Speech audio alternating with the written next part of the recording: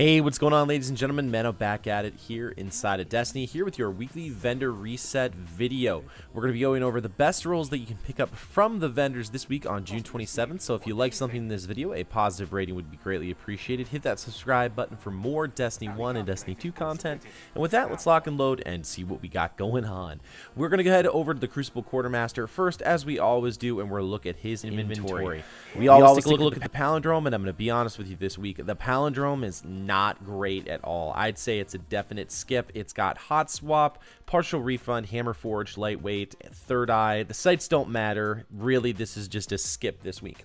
I'm going to give you my best rolls from each of the vendors this week instead of going through each and every single one, because honestly, there's not a lot of great stuff this week. Going on over, the 0-Day Dilemma is pretty good because it has hand-laid stock, which reduces the range a little bit, but it's got hidden hand. For an auto rifle, this is pretty solid. Red Dot ORA, Sure Shot IS, OEG Rifle Scope with Battle Runner, Grenadier, hand-laid stock, armor-piercing rounds, and hidden hand. That is a very good pickup this week. Going over, this is probably my favorite gun of all the vendors this week. We've got the B29 Party Favor with Reflex, Quick Draw IS, and OEG Scope, Outlaw, Life Support, Braced Frame, Appended Magazine, and Head Seeker. I really like Head Seeker, Braced Frame, and either Outlaw or Life Support for this. I do think that that's going to be really, really solid. If you can land those precision shots, Outlaw and the Braced Frame and Head Seeker work very well. There's a lot of synergy with that particular build. Each New Day, if you do like using fusion rifles, has got a pretty good roll on it this week with the rangefinder, and it's got knee pads on it as well. But again, mostly this week it's going to be a pass. You do have reactive reload on Anton's Rule with snapshot, but no other range buffs. So for that sidearm, not very strong at all. The Event Horizon is not even really a good roll this week either. I would recommend going and picking something else up. Over at the Vanguard Quartermaster, again, we don't have very strong rolls at all. The Continental is okay. It does have focused fire, so you can experiment with that, and Braced Frame and Persistence with armor-piercing rounds, Hip Fire, Reflex, Steady Hand, and OEG. If you can make these guys work together, I mean, the focused fire and the Braced Frame is very good, but there's no range boosts, which is the only thing that's kind of a negative about this Continental. But I do like the idea of using focused fire. It's going to be very, very stable. I would say maybe pick this one up this week and see if you like it. Going on over to the Parthian Shot, it is a skip this week. It doesn't have any ability to really buff the stability on any kind of like meaningful way. It's got rangefinder, perfect balance, rifled barrel, Eye of the Storm, Take a Knee, Red Dot ORA 2, Sure Shot IS, and OEG Rifle Scope. I'd say that's a skip this week, honestly, looking at that. The Angel's Advocate is, again, not very strong. We have Rodeo, Who's Next, Perfect Balance, Hammer Forge, Hidden Hand, Red Dot ORA, and Ranged Lens, and OEG. Again, not a very good roll this week. Like I said, there's not many good rolls this week, which is kind of sad. Teacup Tempest is actually a pretty good roll this week. We've got Outlaw, we've got Hand Loaded, and Rangefinder, so all of the range buffs for sidearms are there, and you do have the choice for high caliber rounds. With Outlaw, that could be pretty solid. We've got True Sight, Sure Shot IS, Quick Draw, as well as Cascade. But I mean, using these three perks together or using these three perks together are going to be pretty strong with that. It is a little bit slower firing rate of fire sidearm, but that's going to be your best roll this week. On the Teacup Tempest, we've got Occam's Razor, which is good in PvE, but that's about it. And everything over at the Vanguard Quartermaster is meh after that. Going on down over to Dead Orbit, we want there to be some really good rolls, but honestly, there really isn't. Unfortunately, there's just nothing here that can really condone like picking up anything. Last Ditch has got Crowd Control, but I'm not really liking that perk for anything else. The Unto Dust does have tracking on it, but it doesn't have anything else meaningful because it doesn't have any kind of velocity boost on it as well. But the tracking is nice if you do need that, if you do need a Void or rocket launcher. We always look at the Keystone. It's got MD Reflex, Focus Lens, FLA 5, OEG Rifle Scope, armor piercing rounds. It does have full auto, which makes this not bad for PvP.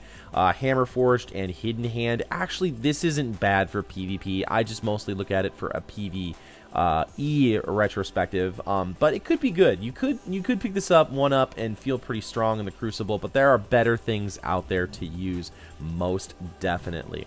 So again, nothing really too strong in that category as well.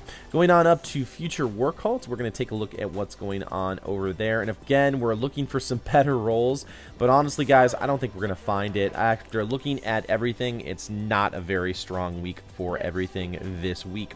We've got the Whale, which just got Hidden Hand, not very good. Now, the Waltz seems promising, except for the fact that there is no other stability boost. We've got Counterbalance, Feeding Frenzy, Hammer Forged, Armor Piercing Rounds, Quick Draw, MD Reflex, Steady Hand IS, and OEG Rifle Scope. If we had some kind of a stability boost in here, the Waltz would be a definite pickup this week, but I just can't do it because there's no other stability boosts on there. I always like to look at the Wounded Scout Rifle as well. It's not bad for PvE. We've got Crowd Control with Small Bore, Triple Tap, Armor Piercing Rounds, Quick Draw, MD Reflex, Ranged Lensed RL R5, and OEG Rifle Scope. So again, that's not as good as we've seen in other weeks. The Wormwood is something we always take a look at in the meta, but honestly, there's really nothing in here to get excited about. It does have hand loaded, but everything else is a meh. I would say hold on to your marks this week if you're looking for a Wormwood. And then actually the Warpath is a pretty decent roll this week. It's got Cluster Bombs with Tripod, Quick Draw, Flared Magwell, Heavy Payload, Warhead Veneers, Soft Launch, and Hard Launch. This is actually pretty good in PvE, especially if you need to do a little bit of extra damage. It's kind of like a Hezen's Vengeance. Kind of. It just doesn't have that ability to pick up more ammunition. So again, nothing too crazy there. Nothing to write home about in any of those spots. As we head over, we'll take a second and talk about what Tier 12 rolls there are this week, what 100% rolls there are this week. The Speaker has a Hunter Quantum Phoenix Blue 100% roll Hunter Cloak of Intellect and Strength. So you definitely want to go over and pick up one of those. If you're going on down to the other vendors and things like that, let's go through that. Again, I always go through my artifacts and things like that during my weekly reset video, so nothing really to talk about there. There is a 96% roll on the Vanguard Scout Warlock Bond. That's the Fellwinter's Iron Bond. So that's a Discipline Strength roll of 24, so pretty good. We're going on over to the Titan Vanguard. We have a 98% roll on the class item there. That is a 24-25 roll as well. So that's over at the Titan Vanguard. Again, talking about 100% stat rolls this week. If you go over to Crota's Bane, aka Eris, you'll be able to find a 100% roll over there for the Hunter Cloak. And after that, really nothing too much perfect. We do have a new Monarchy High Command Cloak now that we're over there. That's Discipline and Strength, which is a 100% roll if you're looking for a Hunter Cloak as well. So Hunters, it's kind of your week to get all the good loot. So other than that, there really isn't anything too solid for gear. And finally, wrapping things up with new Monarchy. Again, we want new Monarchy to be good, but honestly, their archetype weapons are probably the weakest. The Assembly 2 is not bad. It does have stability. It has high caliber rounds. It's got Hidden Hand, Hot Swap, Lightweight, Reflex, Quick Draw, and OEG Rifle Scope. It's not bad. It does get a little bit of a stability boost, and high caliber rounds are okay. It just doesn't have range to compete in a lot of different areas, so that might be a skip this week again, but it's not bad. It's in a good spot for the Assembly 2. The Free Will, again, just doesn't have the range to go up against any of the other hand cannons. Got very low stats there. The Impeacher is, again, not very good. Really, I'd stay sticking over to the Teacup Tempest if you need one. This week is going to be your solid roll. Again, nothing too crazy here. Nothing that you have to have, which is unfortunate because we really don't have that much this week to pick up. I would say the biggest thing is this week, pick up that B29 Party Favor, and then you can experiment with some of those other guns, see if they work for you. And hope you enjoyed the video, guys. If you did, a positive rating would be greatly appreciated. Hit that subscribe button for more Destiny 1 and Destiny 2 content. Of course, I'll be bringing these weekly resets and vendor resets to you as well as we go and get ready through Destiny 2. And as soon as we know more about Destiny 2 and talk about the things you can get over there, we'll be doing that. So again, thank you guys so much for watching, and I'll see you next time in the universe of Destiny.